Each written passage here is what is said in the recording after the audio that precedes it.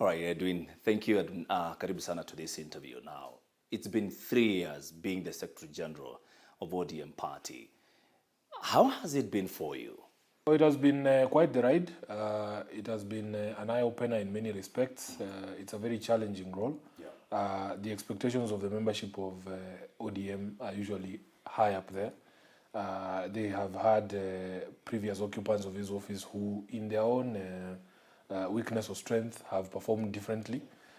So for me, it has been a very intense 3 years. We came into this office with a full docket. There were a lot of expectations in terms of what was needed to be done in terms of revamping the party. I am very happy that, in fact, the first thing that I did as SG was to commission the task force that looked into the performance of the party in the previous 2 elections, and to try and recommend measures to ensure that we stem the decline in numbers in Parliament and in the county assemblies. Many did not expect that that report would be implemented to the latter. Before I came in, you remember there were complaints from the membership about the then elections board, how we were doing our nominations, the special seats team, the team that was responsible for direct nominations into the assemblies. And when we put the report of the task force before the NEC in Naivasha, I think it was 2019, and those recommendations were adopted, I was very happy, because there was an air of positivity that resulted from some of the things that we did. We have a fresh elections board, we have a fresh disciplinary committee, and the many other changes, including the reorganization of the National Secretariat. It has given a very positive vibe from the members. Let's talk about the elections that have just happened in Kabuchai. We are talking about Matungu and Msambweni. Yes. ODM has not done very well. Yes. Why is that the case? Well, before I come to that question of the by-elections, I want to just add one thing, that when I took over office as SG, we did not have a single county office that was run and paid for by the National Party, the headquarters here. I am very proud that as we speak today, we have offices in 42 counties, which means that we are only 5 shy of 100%, yes. Our intention is to ensure that now we move from those 42 county offices to the constituency offices. When we come to the issue of Matungu, I think it is a misjudgment to say that ODM performed badly. For us, we are counting Matungu as a big victory for the party. And it's for the simple reason that if you look at the results of the elections in 2017, ODM got a paltry 4,000 votes in the general election. Our candidate got only 4,000 votes in the election. We come to the by-election and we move the needle from 4,000 votes to 11,000 votes. That is a big step in terms of revamping the party. We have acknowledged that there were challenges, especially in areas where we have competing presence with political parties that were our partners in the NASA and CODE coalitions. If you read that report that I talked about, the task force report, there's a whole chapter dedicated to the effect of coalitions that the party has entered into to the performance of the party. And the verdict, especially from Western Kenya, is that ODM was largely cannibalized by our so-called coalition partners. They did not add value. In fact, they took away a lot from ODM. As I said, we are not measured by the same standards. So, but by and large, somebody would say ODM lost. Yes, you gained numbers, but ODM lost the seat. ODM did not lose the seat because the seat belonged to ANC. ANC was, the late Murunga was an ANC member of parliament. That's what I'm telling you. So the reason why we performed dismally is the reasons that I'm giving you in 2017 is because we were saddled with these coalition partners who essentially piggyback and cannibalize ODM.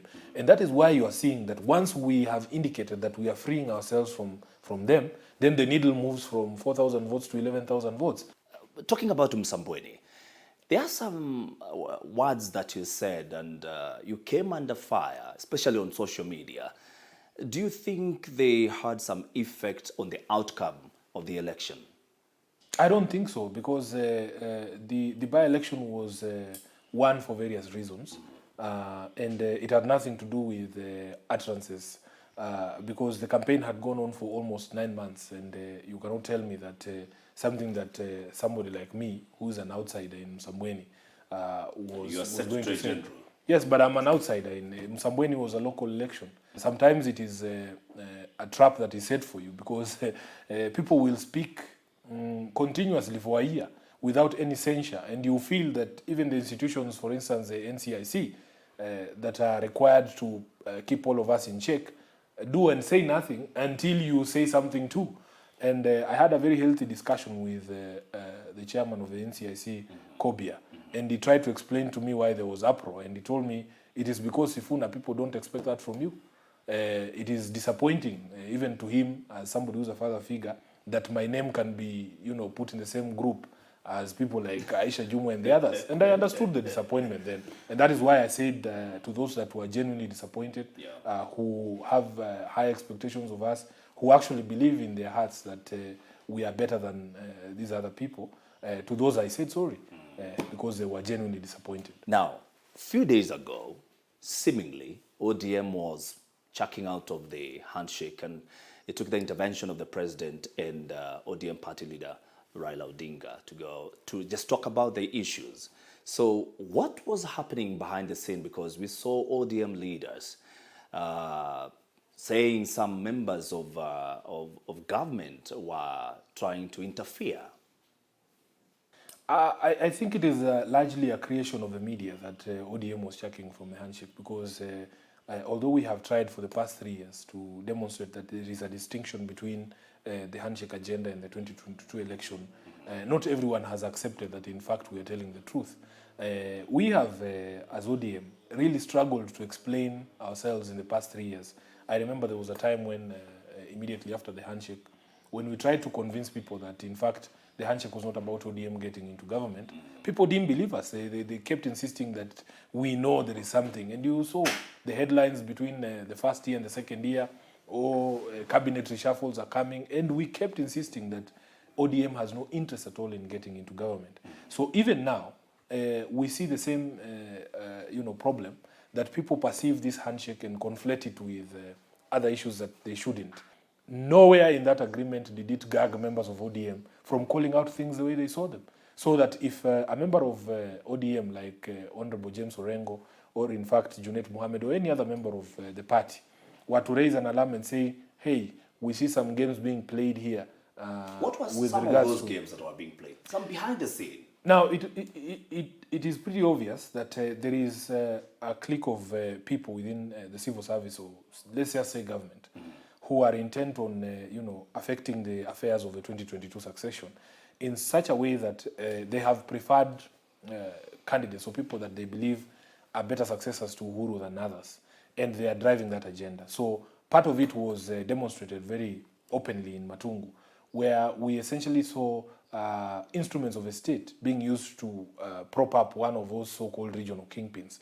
And he was going to have to win by hook or crook, so that that narrative that, we can actually put together a coalition of tribal kingpins, and then create this impression that they are the ones with the people, the best placed to succeed President Uhuru Kenyatta. Now, when we see things like those, as ODM, we can raise our voices and say, hey, we do not seek that support for ourselves, because for us, there was no promise, and the president has said that. But all we are saying is that the public servants and the civil servants should get out of the way of the politicians, so that we can have equal access to the ground and sell our agenda and let the people decide. But when we see, instruments of state being actively used to prop up someone, then we have to raise our voices. And that does not in any way threaten the other agenda, because, as we said, you can always walk and chew gum at the same time. Do you think the likes of ANC party leader Musalia Mudavadi, Wiper leader Kalonzo Musyoka, we are talking about Moses Wetangula, we are talking about Gideon Moi, do you think they have the backing of State House? I think there are elements in the state who believe that quartet can be, dusted off and presented to Kenyans as an alternative to the leadership that we have had. But unfortunately for them, this is not the first time that the state is going to have a presidential project. In 2002, we had the President Uhuru Kenyatta, who was the favorite successor to Daniel Moi. The people rejected him at that election. In 2013, that same Musalia was said to be the preferred successor to Kibaki.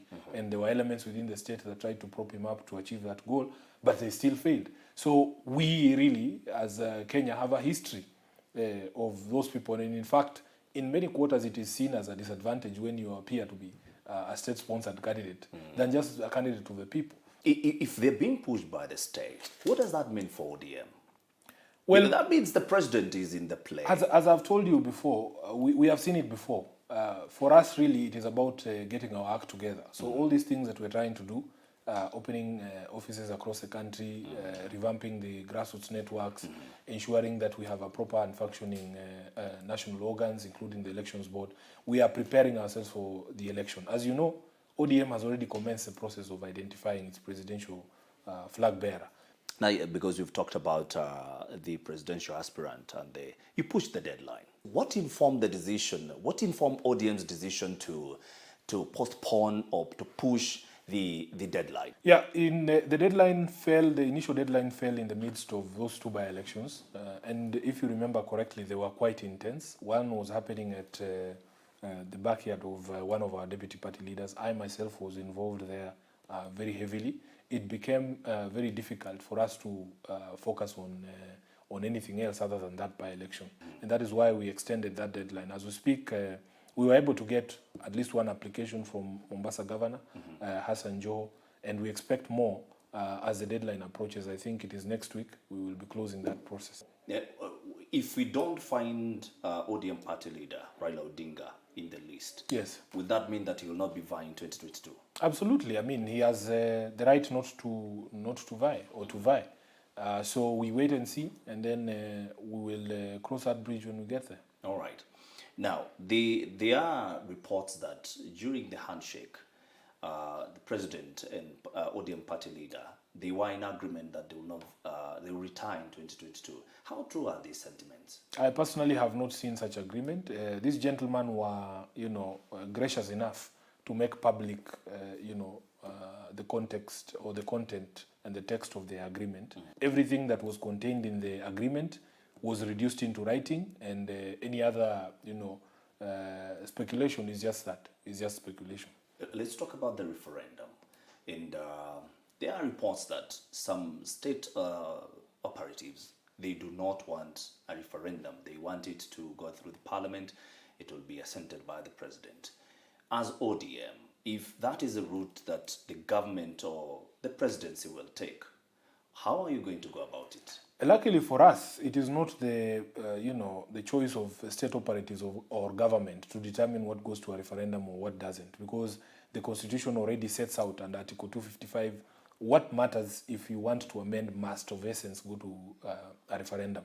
So from my understanding of the law is that if you make a proposal touching on any of the matters that are specified in the Constitution that require referendum, then it doesn't matter what those people you are talking about think. Because if you are going to touch on the structure or objects of devolution, you need a referendum.